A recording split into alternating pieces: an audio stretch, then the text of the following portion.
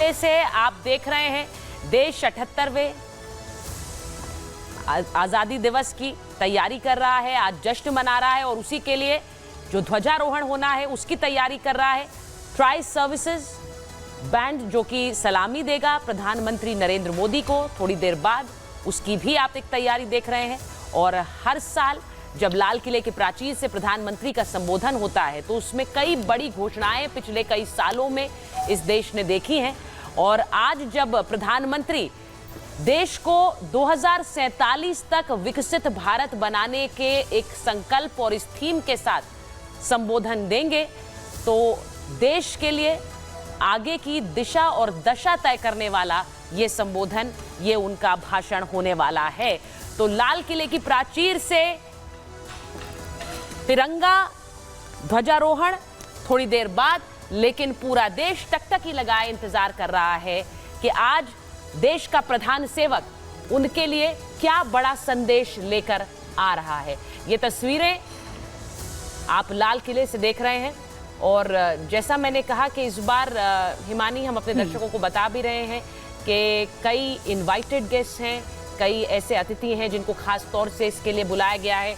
उनमें कई प्रधानमंत्री योजनाओं के लाभार्थी हैं, जिनमें कई तकरीबन 1000 किसान भी हैं जिन्हें आमंत्रित किया गया है आज के इस कार्यक्रम के लिए। किसान सम्मान निधि के जो लाभार्थी हैं उन्हें बुलाया गया है।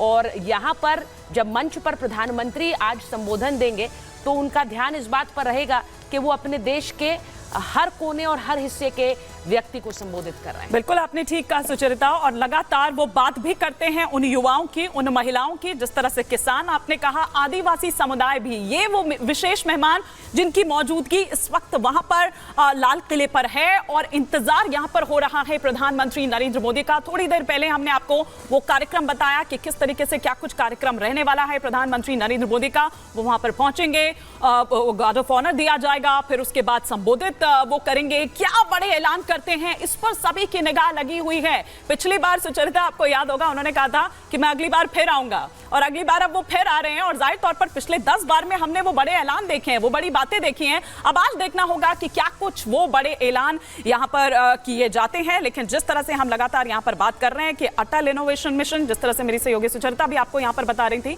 वो जो विशेष अतिथि हैं, वो जो विशेष मेहमान हैं, प्रधानमंत्री स्कूल फॉर राइजिंग इंडिया योजना से लाभान्वित जो छात्र है, मेरी माटी मेरा देश के तहत मेरा युवा भारत और राष्ट्रीय सेवा योजना के स्वयं सेवक भी इस कार्यक्रम में हिस्सा ले रहे हैं।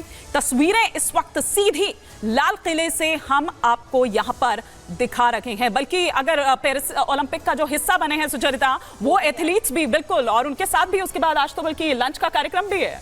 आज बेहद खास है क्योंकि पेरिस ओलंपिक्स में जो पूरा कंटिंजेंट गया उसको भी आमंत्रित किया गया है और प्रधानमंत्री नरेंद्र मोदी किस तरह से उन्हें समय समय पर उनके मेडल मिलने पर, उनके मेडल न मिलने पर उन्हें प्रोत्साहित करते रहे, आगे की जो लड़ाई है उसे लड़ने के लिए प्रोत्साहित करते रहे। और यही एक संदेश आज़ादी दिवस और स्वतंत्रता दिवस से भी निकल कर आता है कि देश कैसे हर तरह की परिस्थिति में आगे बढ़ने के बारे में अपना मंथन, अपनी रणनीति पर काम करता रहता है। वही आज लाल किले की प्राचीर से प्रधानमंत्री नरेंद्र मोदी का जो भाषण है उसमें भी प्रतिबिंबित होगा।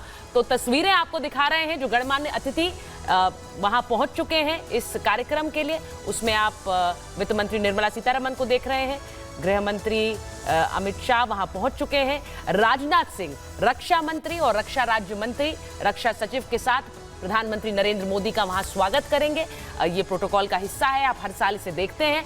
और वहां पर जो दिल्ली क्षेत्र के जीओसी हैं वो प्रधानमंत्री को फिर सलामी देते हुए मंच पर ले जाते हैं जहां से वो अपना संबोधन देते हैं। लेकिन उससे पहले हमने देखा कि देश भर में किस तरह से तैयारी जो है वो की जा रही थी, और साथ ही साथ सुचरिता हमने वो हर घर तिरंगा अभियान भी देखा और वो तस्वीरें भी बड़ी ही खूबसूरत लोगों की आती रही। सेल्फी जो है वो अपनी पोस्ट करते रहे।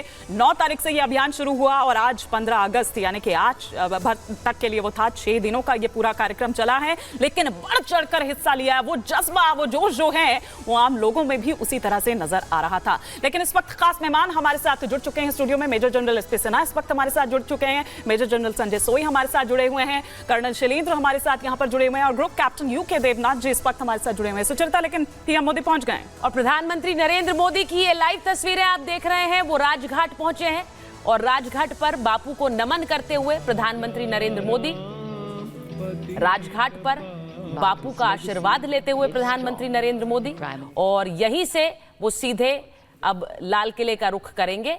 प्रधानमंत्री नरेंद्र मोदी जिन्होंने देश की ओर से बापू को नमन किया और देश की ओर से राष्ट्रपिता का आशीर्वाद लेते हुए आगे के मार्ग पर चलने का भी एक तरह से संकल्प बापू से नमन करते हुए ले रहे हैं। तो ये तस्वीरें राजघाट से सीधी आ रही हैं। प्रधानमंत्री नरेंद्र मोदी राजघाट में, यहां से सीधे अब लाल किले की ओर वो प्रस्थान करेंगे।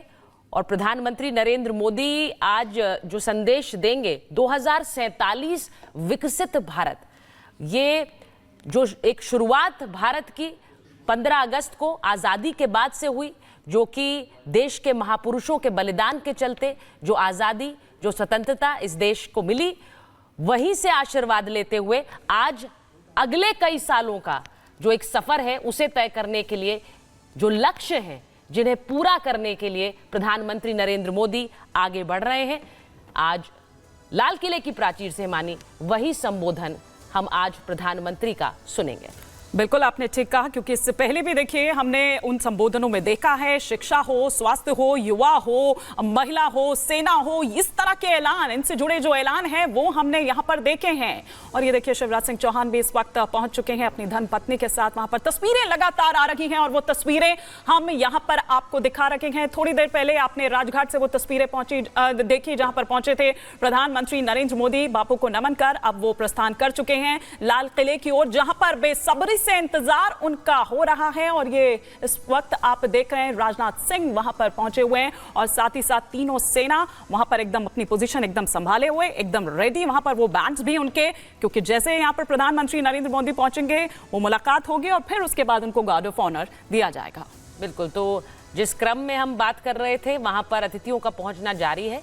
और अब रक्षा मंत्री राजनाथ सिंह, रक्षा राज्य मंत्री संजय सेठ और रक्षा सचिव, जो कि प्रोटोकॉल के हिसाब से प्रधानमंत्री नरेंद्र मोदी का वहां पर स्वागत करेंगे।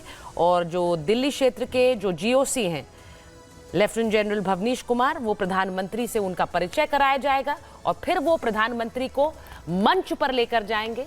और ये आप देख सकते हैं एनएसए अजीत डोभाल जो वहां पर पहुंच रहे हैं। इस वक्त जो सुबह की तस्वीरें हैं उनमें किस तरह लोगों का, जो गणमान्य अतिथि हैं, उनका आना जाना इन तस्वीरों में साफ नजर आता है। और उसके बाद आज जब प्रधानमंत्री का संबोधन होगा, देखिए मानी आपने अभी जिक्र किया थोड़ी देर पहले के पिछले साल लाल किले की प्राचीर से उन्होंने कहा था मैं अगले साल फिर आऊंगा। अब इस साल वो आ गए हैं और अब आने वाले सालों का जो एक रोड मैप है वो प्रधानमंत्री नरेंद्र मोदी को इस देश के लिए तय करना है। तो आज उस रोड मैप को लेकर प्रधानमंत्री क्या कहते हैं वो भी बड़ा इंपॉर्टेंट होगा। Major general SP Sinha, very good morning and happy independence day हमारे सभी अतिथियों को, मेहमानों को। मेजर जनरल, आप आज प्रधानमंत्री नरेंद्र मोदी के भाषण से क्या उम्मीद लगा रहे हैं? आज एक 10 साल के कार्यकाल के बाद 11वीं बार वो आए हैं और उनका इस थर्ड टर्म का पहला ये संबोधन होगा। सबसे पहले तो आपके चैनल के माध्यम से पूरे देशवासियों को बधाई।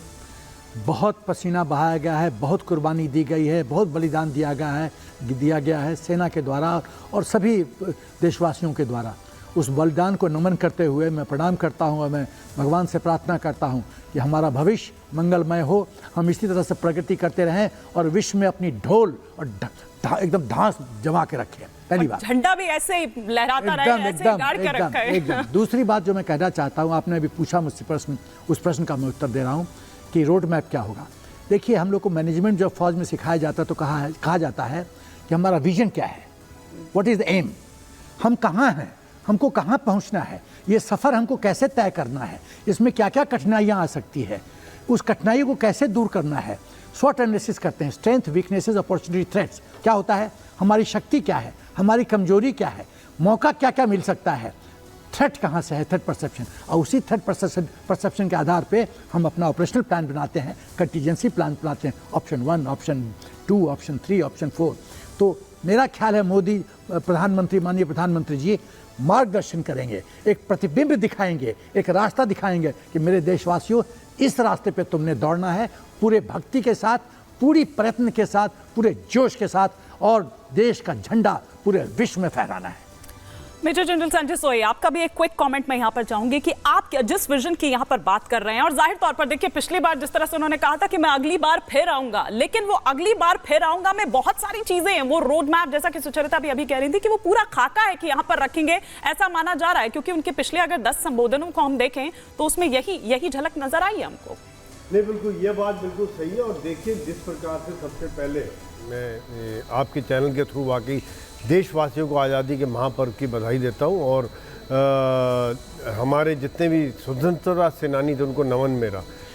जो बात आप कह रहे हैं बिल्कुल ठीक है कि एक हमारे एक नज़रिया होना चाहिए, सोच होनी चाहिए। पिछले 10 सालों